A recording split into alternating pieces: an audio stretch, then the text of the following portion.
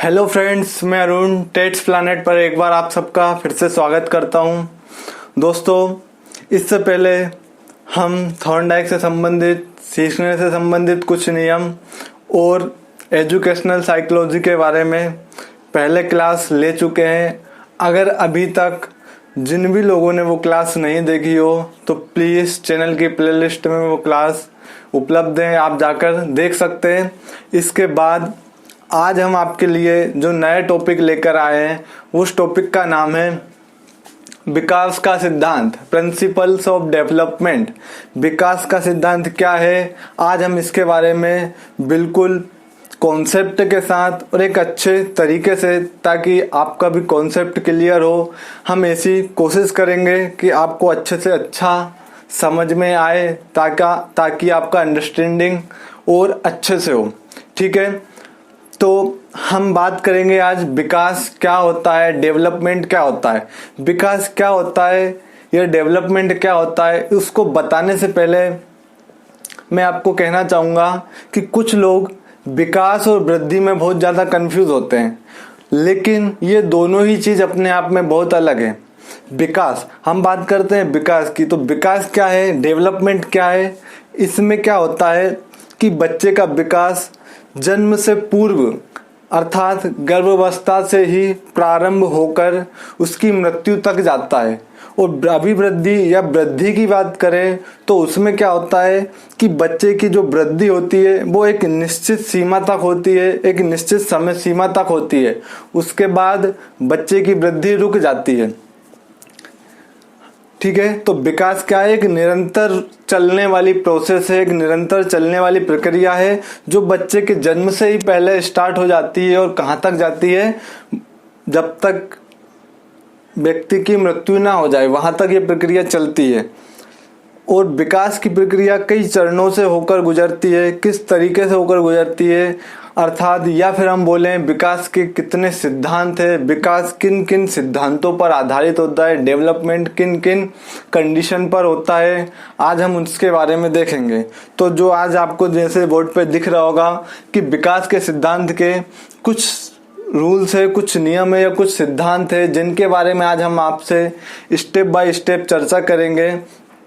उम्मीद है विकास क्या होता है आपको समझ में आया होगा। विकास, अब इसके बाद हम देखते हैं विकास के कुछ सिद्धांतों में से सबसे पहले हम बात करते हैं भिन्नता का सिद्धांत, जिसे हम बोलते हैं थ्योरी ऑफ डिफरेंसेस।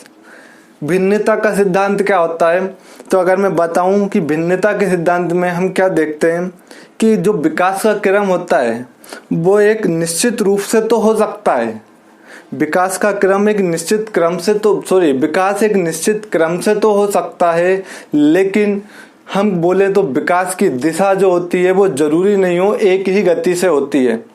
ठीक है, विकास की गति अलग अलग हो सकती है, अलग अलग अवस्थाओं में विकास अलग अलग गति से हो सकता है।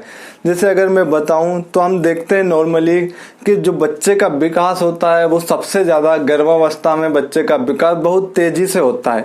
इसके बाद जैसे ही बच्चा जन्म के बाद शैशवावस्था में आता है, शैशवावस्था में बच्चे का विकास भी बहुत तेज़ी से होता है। शैशवावस्था में बच्चा धीरे धीरे अपने सभी अंगों को विकसित करके बहुत तेजी से उसका विकास हमें दिखता है। लेकिन हम बात करें बाल्यावस्था की, तो बाल्यावस्था में जो बालक का विकास होता है, चाहे हम बात करें उसके शारीरिक विकास की या फिर हम उसके बात करें मानसिक विकास की, वो कहीं ना कहीं उसकी गति थोड़ी सी मंद हो जाती है। और इसके बाद किशोर अवस्था में भी बालक बहुत तेज अधिक गति से बाल्यावस्था की अपेक्षा और ज्यादा गति से क्या होता है, बढ़ता है। तो हम देखते हैं कि विकास का क्रम तो एक निश्चित होता है, विकास एक निश्चित क्रम के अनुसार होता है, लेकिन जो विकास की गति की दिशा होती है वो कहीं ना कहीं अलग अलग होती है। हर अवस्थाओं में कहीं ना कहीं उनमें कुछ डिफरेंसेस पाए जाते हैं। और बात करें विकास की भिन्नता में तो हम देखते हैं कि लड़के और लड़कियों के विकास में भी बहुत ज्यादा भिन्नता होती है। बालक का विकास और बालिका का विकास, दोनों का विकास में बहुत ज़्यादा अधिक भिन्नता पाई जाती है। यहाँ तक उम्मीद है कि आपको भिन्नता का सिद्धांत क्या बताता है उसके बारे में आपको थोड़ी सी क्लियरिटी हुई होगी। इसके बाद हम बात करते हैं हम अपने अगले सिद्धांत पर, जिसे हम बोलते हैं विकास की दिशा का सिद्धांत। विकास की दिशा का सिद्धांत या फिर हम बोले थ्योरी ऑफ डेवलपमेंट डायरेक्शन। इसकी अगर हम बात करें तो जो विकास की दिशा का जो सिद्धांत होता है वो दो तरीके से होता है। अब वो दो तरीके से कैसे होता है तो मैं यहाँ थोड़ा सा आपको समझाने के लिए ये जगह रफ कर देता हूँ। तो विकास की दिशा के सिद्धांत में हम बात करें कि किस प्रकार से होता है, ये सभी पेपर में काफ़ी पहले भी पूछा जा चुका है और मैक्सिमम टाइम पूछते हैं। ये दो प्रकार से होता है। एक होता है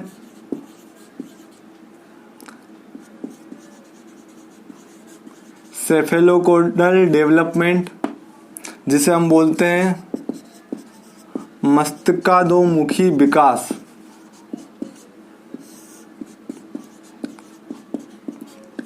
और जो दूसरा होता है हम उसको बोलते हैं प्रोक्सिमोडिस्टल डेवलपमेंट, जिसे हम बोलते हैं निकट से दूर। याद रखना दोस्तों, यहाँ से एग्जाम में काफी टाइम क्वेश्चन पूछा गया है कि मस्तिष्काधोमुखी विकास या सेफेलोकोडल डेवलपमेंट कैसे होता है। तो ये जो विकास होता है, ये जो विकास सिर से पैर की ओर होता है, सिर से पैर की ओर होता है। अब ये क्या होता है, अब हम इसको समझते हैं। मतलब साइंटिस्टों का या मनोवैज्ञानिकों का मानना था कि बच्चा जैसे ही विकास की अवस्था में आता है, या वो बात करें गर्भावस्था से लेकर उसकी अंतिम अवस्था तक, उसमें पहले क्या होता है, बच्चे का धीरे धीरे सिर का निर्माण होता है। फिर सिर का निर्माण के बाद धीरे धीरे बच्चे का अदर पार्ट्स का भी या अदर अंग का भी निर्माण होता जाता है। लेकिन वो इस सिद्धांत के द्वारा बताना चाहते हैं कि बच्चे का जो विकास होता है वो सिर से पैर की होता है। मतलब वो कि बच्चा धीरे धीरे अपने सिर पर सबसे पहले कंट्रोल करना सीखता है। इसके बाद वो धीरे धीरे अपने अलग बॉडी पार्ट को कंट्रोल करता है। जैसे हमने देखा होगा कभी कभी बच्चा जब छोटा होता है जब बच्चा छोटा होता है, शिशुअवस्था में होता है, तो वो सबसे पहले अपनी गर्दन को इस तरीके से हिलाता है और अपने पार्ट के अदर अंगों में से वो अपने सिर को सबसे ज्यादा कंट्रोल कर लेता है। मतलब कहने का यह है कि इसमें बच्चा क्या करता है, सबसे पहले अपने सिर पर कंट्रोल पाता है अपने, जिसके बाद वो धीरे धीरे अन्य बॉडी पार्ट पे कंट्रोल पाता है।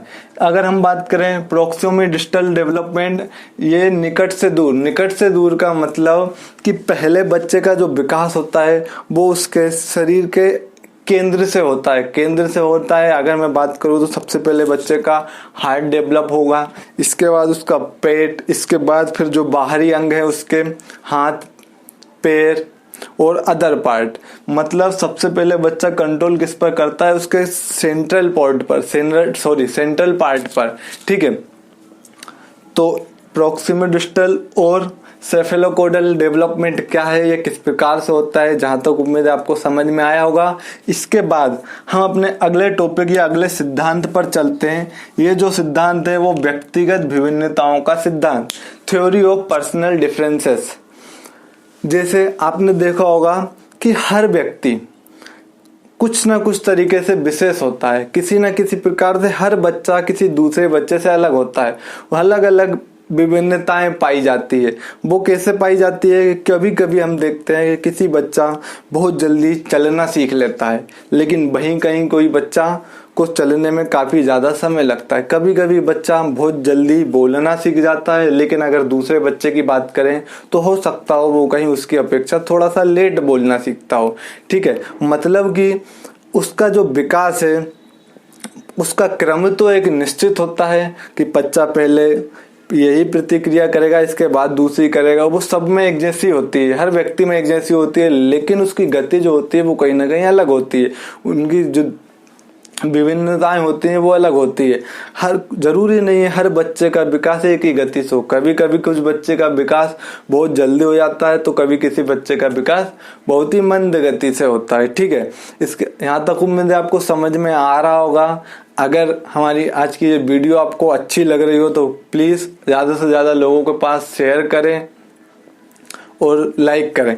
इसके बाद हम बात करते हैं वर्तुलाकार विकास का सिद्धांत, theory of circular development. Theory of circular development क्या होता है, अब हम इसके बारे में जानते हैं।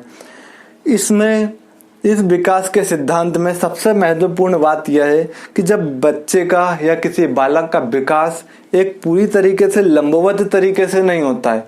लंबवत तरीके से मेरा मतलब यह है कि बच्चा सीधा विकसित होता नहीं जाता। जैसे कभी कभी हम देखते हैं कि बच्चे का विकास एक लंबवत तरीके से हो तो जाता है लेकिन कहीं ना कहीं वो पूरी तरीके से परिपक्व नहीं हो पाता है। जैसे कभी कभी आप लोगों ने देखा होगा कि हम देखते हैं कभी कभी बच्चे एकदम अचानक हमें लगता है कि बच्चे बहुत ज्यादा बढ़ गए हैं, बहुत ज्यादा उनकी हाइट हो गई है, ऊंचाई हो गई है, लेकिन फिर कुछ दिनों तक वो हमें एक जैसे ही दिखते रहते हैं। उन्हें ऐसा लगता है, फिर कुछ दिन बाद ऐसा महसूस होता है कि अब बच्चा बढ़ नहीं रहा है। वो क्या होता है कि बच्चा कभी कभी उसके जो विकास होता है वो वर्तुलाकार होता है। वर्तुलाकार मतलब वो एक निश्चित क्रम में बढ़ता नहीं है। कभी कभी उसको परिपक्व बनाने के लिए वो कहीं ना कहीं विकास की किसी स्टेज पर स्थिर रहता है। स्थिर रहता है मतलब कभी कभी वो पीछे भी हटता है। पीछे हटता है का मतलब यह है कि बच्चा उसकी हाइट तो वो अपने आप को मतलब अपनी हाइट तक तो वो पहुंच जाता है। अपनी हाइट तक का मेरा कहने का मतलब यह है कि कभी कभी तो बच्चा एकदम बढ़ तो जाता है लेकिन कुछ दिनों तक फिर हम ऐसा महसूस भी करते हैं उस बच्चे के साथ कि ये बालक बढ़ नहीं रहा है। वो बालक बढ़ क्यों नहीं रहा होता है, इसकी वजह यह है कि वो बच्चा अपनी हाइट से या अपने शरीर से तो वो बढ़ गया लेकिन वो कहीं ना कहीं उसके अंग अभी पूरी तरीके से परिपक्व नहीं हुए। तो हमें ऐसा महसूस होता है कि ये बच्चा अब उसका विकास थोड़ा सा धीमा हो गया मतलब कहीं ना कहीं ऐसा लगता है कि उसका जो विकास होता है वो सभी डायरेक्शन में होता है। सभी डायरेक्शन में मतलब कि जब वो बढ़ता भी है तो उसका परिपक्वता भी जरूरी होती है। जैसे जैसे बच्चा परिपक्व होता जाता है वैसे वैसे बच्चा क्या होता है, बढ़ता जाता है। ठीक है, जहां तक उम्मीद है आपको ये समझ में आया होगा। इसके बाद हम बात करते हैं विकास दर में अंतर का सिद्धांत। विकास दर में अंतर का सिद्धांत या फिर बोले theory of difference in growth rate.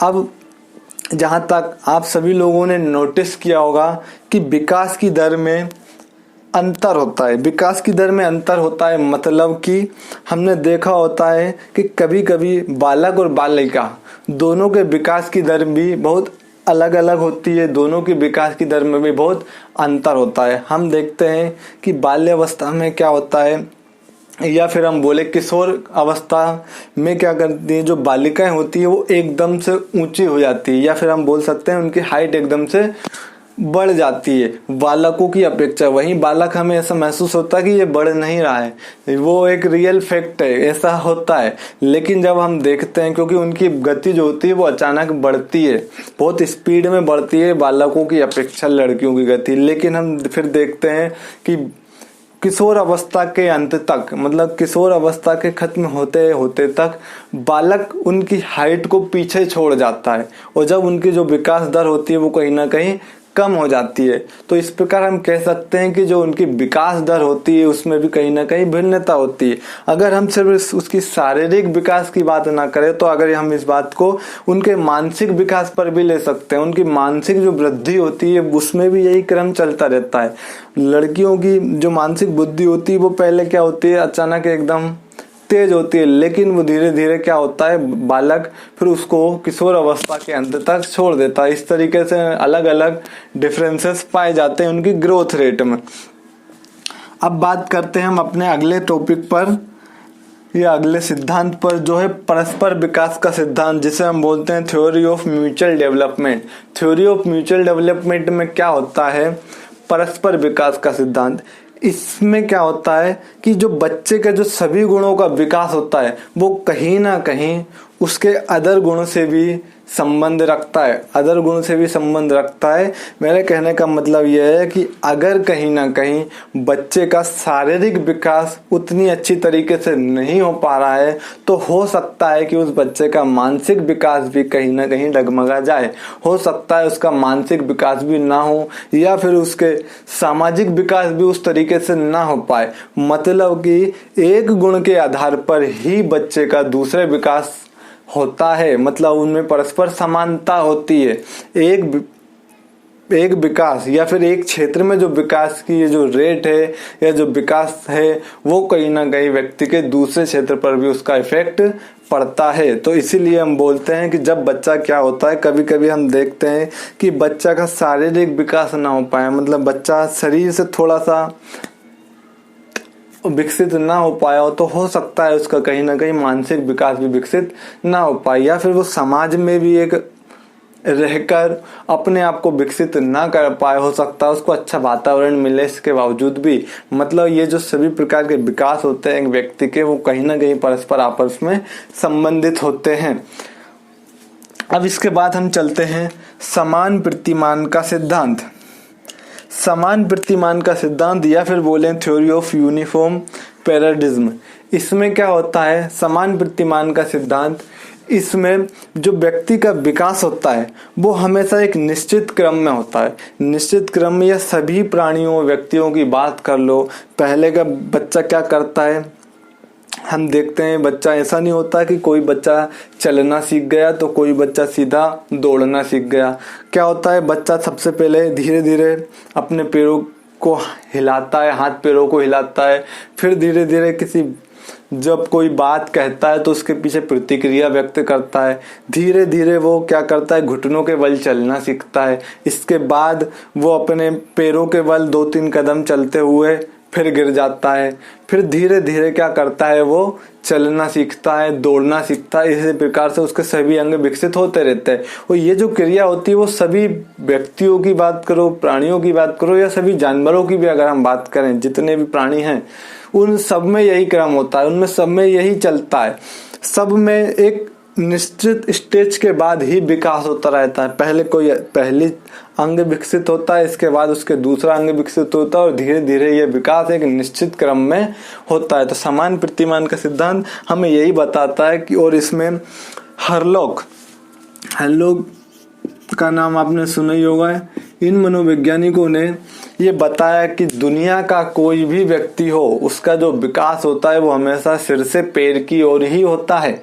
ठीक है, इन्होंने इस बात की पुष्टि की है कि व्यक्ति, जितने भी संसार में व्यक्ति हैं, इस विश्व में, इस दुनिया में, इस संसार में, उन सबका जो विकास होता है वो सिर से पैर की ओर होता है। ये इन्होंने अपने एक प्रयोग में इस चीज की पुष्टि की है कि उन्होंने हरलॉक नाम के मनोवैज्ञानिक ने। ठीक है, इसके बाद हम अपने लास्ट सिद्धांत पर चलते हैं। ये जो लास्ट सिद्धांत है वो होता है सामान्य से विशिष्ट की ओर। सामान्य से विशिष्ट की ओर, इसका मतलब ये है कि इसमें क्या होता है, सबसे पहले बच्चा नॉर्मल चीजों को करता है, इसके बाद ही वो कुछ स्पेसिफिक एक्शन कर पाता है।